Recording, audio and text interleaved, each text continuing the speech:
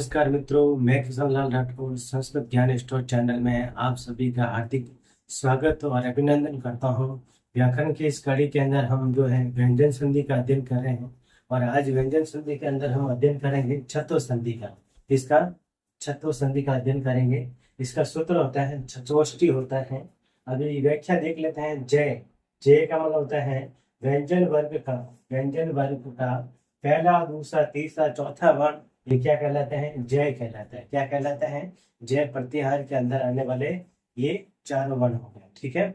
के बाद यदि श वर्ण आता है, कौन सा वर्ण आता है? श वर्ण आता है, तो श के स्थान पर क्या हो जाता है? छ हो जाता है।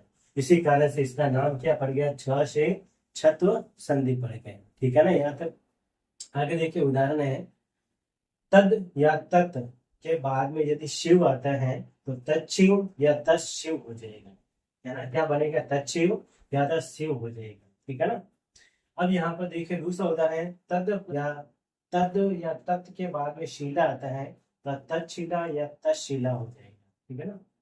फिर तद या तत् के बाद में श्रुत्वा आता है तो तत्श्रुत्वा या तत्श्रुत्वा हो जाएगा। ठीक है ना। आप कहेंगे सर ये दो कैसे लिखे हैं आपने?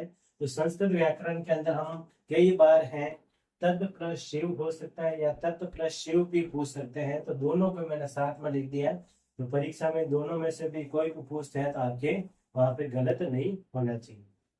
चौथा उदाहरण है सत्य प्लस शील है, तो यहाँ पर देखो त के स्थान पर क्या हो रहा है? च हो जाएगा और बाद वाले श के स्थान पर क्या हो जाएगा? स के स्थान पे छ हो रहा है तो ये क्या हो जाएगा?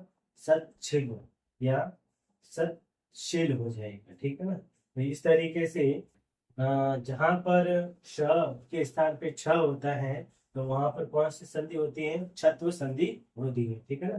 दूसरा आप देख रहे हैं प्लस से पहले जो वर्ण है उसके स्थान पे च भी हो रहा है, तो ये भी आपको ध्यान में रखना है। ठीक है ना। इस प्रकार का कोई भी उदाहरण यदि परीक्षा में आता है तो वहां पर कौन सी संधि होगी? छत्व संधि होगी। और इसमें एक बात और ध्यान रखें कि इसमें यदि आपको छत्व विषय संधि का कोई उदाहरण, छत्व व्यंजन संधि का कोई उदाहरण पूछा जाता है तो वहां पर पहला वाला ऑप्शन ही राइट माना जाएगा। यदि दोनों ऑप्शन दिए हैं तो पहला वाला राइट है होगा। दोनों ऑप्शन यदि नहीं दिए हुए हैं तो पहला वाला ही दिया तो पहला वाला राइट होगा। पहला वाला नहीं दे करके दूसरा वाला दिया है तो दूसरा वाला विकल्प के रूप में है, वो वहां पर सही होगा। नहीं तो अपन को यदि पहला वाला ही ध्यान में रखना है। यही उदाहरण जो है छत्व संधि के अंदर आते हैं। ठीक है। तुगागम संधि कौन सी संधि है? तुगागम संधि है। तुगागम मतलब तुक का आगम हो जाता है, इसी कारण से इसका नाम तुगागम संधि पड़ा है। इसका सूत्र है छेज सूत्र होता है।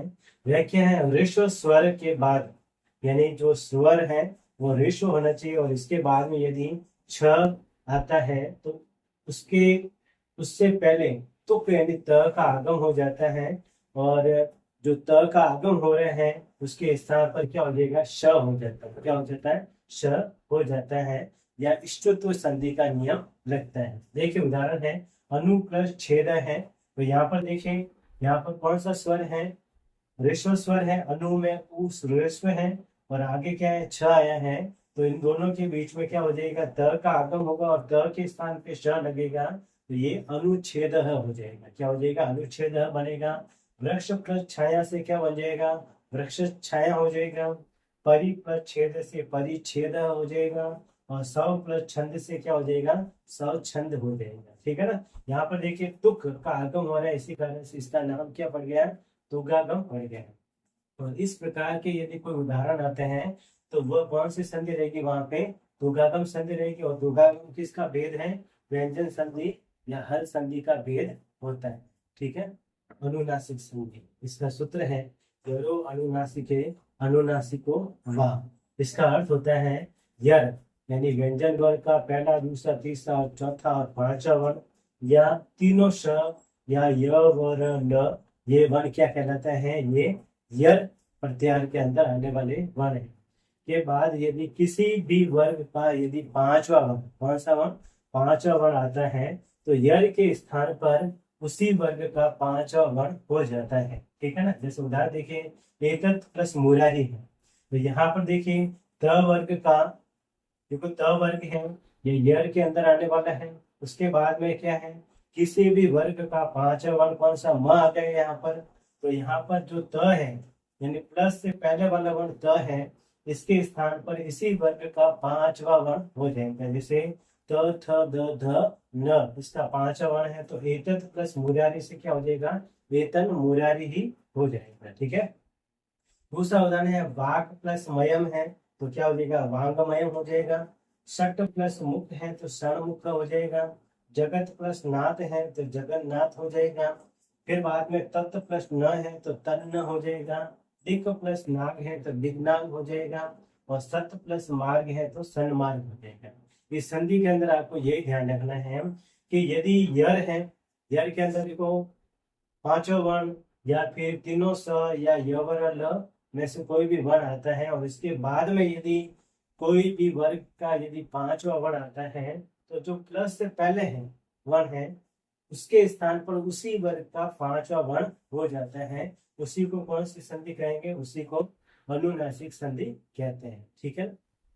अगली संधि है यहाँ पर व्यंजन संधि में नमूल संधि। कौन सी संधि है, नमूल संधि है। इसका सूत्र है गमो ह्रस्वाद अच्छी गमोन नित्यम। ठीक है ना। इसकी व्याख्या है जब लघु स्वर के बाद, क्या लघु स्वर के बाद ग ण न आते हैं तथा उसके बाद में कोई स्वर आता है, कोई भी स्वर आता है तो ग ण और न और द्वित्व हो जाता है, ये डबल हो जाते हैं। देखिए यहाँ पर उदाहरण है, जैसे यहाँ पे ग दिया है, यहाँ पे न है, यहाँ पे न है, यहाँ पर भी न है। अब इससे पहले क्या है, जो वर्ण है वो कैसे है, वर्णों के अंदर ऋस्व स्वर है। जैसे य है, ग है, स है, म है, इनमें 5 स्वर आ गया, ऋस्व आ गया, यहाँ पर ऋस्व स्वर भी है। इसके बाद में देखिए यहाँ पर ग आया है। ठीक है ना। और ग के बाद में कोई भी स्वर, जैसे यहाँ पर आ गया, यहाँ पे मरी आ गई, यहाँ पर आ गया, यहाँ पर ए आ गया। ठीक है ना। इस नियम के अनुसार ही हमने यहाँ पर उदाहरण लिए हैं। तो प्रत्यंग प्लस आत्मा से क्या हो जाएगा, प्रत्यंग आत्मा हो जाएगा। अब यहाँ पर देखें जो द्वित्व हो रहा है उसमें ये आ चला जाएगा तो ये गा हो गया, है ना। यहाँ पर गा हो गया तो ये प्रत्यंग आत्मा हो गया। दूसरा उदाहरण है सुगण प्लस ईश से सुगणेश हुआ। फिर सन प्लस अच्युत से संच्युत हो जाएगा। और तस्मिन प्लस एव से क्या हो जाएगा, तस्मिन नेव हो जाएगा। ठीक है ना। ये जितने भी मैंने यहाँ पर आपको संधि पढ़ी है, ठीक है ना, व्यंजन संधि के अंदर, तो ये मैंने जो आपके परीक्षा में बहुत बार ये संधि आपके पूछ चुके हैं, वही उदाहरण यहाँ पर मैंने दिए हैं और अच्छी तरीके से आपको मैंने एक्सप्लेन करते हुए यहाँ पर आपको विस्तार से बताया है। ठीक है ना। वीडियो आपको कैसा लगे है, अच्छा लगे हैं तो अधिक से अधिक इसको लाइक करें, शेयर करें और सब्सक्राइब करें। ठीक है ना। और कमेंट्स करना नहीं भूलना। ठीक है ना। वीडियो बहुत ही मेहनत से बनाए हैं। आप अगर इसको अधिक से अधिक शेयर करेंगे तो मुझे भी मनोबल मिलेगा और मैं आगे से आगे और भी जो है वीडियो है संस्कृत के अंदर, इसके वीडियो के अंदर डालूंगा, जिससे कि आपके सारे इसमें फायदेमंद हो सके। कोई भी परीक्षा आप कर रहे हैं, ठीक है ना, तो ये आप संस्कृत ज्ञान स्टोर चैनल पर है। ठीक है ना। और ये वीडियो देखें। ठीक है ना। कोई भी डाउट आपके रहने वाला नहीं है, सभी यहाँ पर क्लियर हो रहा है। ठीक है ना। अगर आपने ये वीडियो देख लिया है तो व्याकरण के अंदर आपकी कोई भी कमी रहने वाली नहीं है। आज के लिए इतना ही। जय हिंद, जय भारत, धन्यवाद।